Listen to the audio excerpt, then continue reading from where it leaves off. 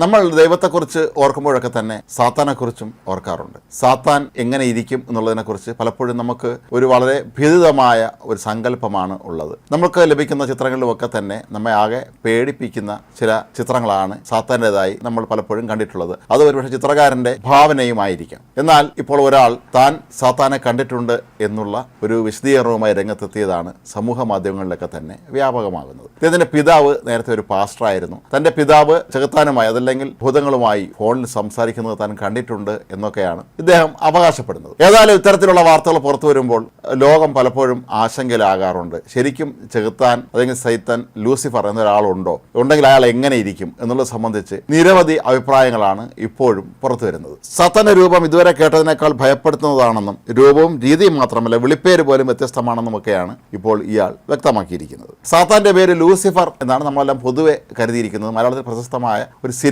അതേ പേരിൽ ഇറങ്ങിയിട്ടുണ്ട്. എന്നാൽ സാത്താന്റെ യഥാർത്ഥ പേര് ലൂസിഫർ അല്ല എന്നാണ് വലിയൊരു വിഭാഗം ആളുകൾ വാദിക്കുന്നത്. കാരണം ബൈബിളിൽ ഒരിടത്തും തന്നെ സാത്താന്റെ പേര് ലൂസിഫർ ആണ് എന്ന് പരാമർശമേ ഇല്ല എന്നാണ് ഇവർ ചൂണ്ടിക്കാട്ടുന്നത്.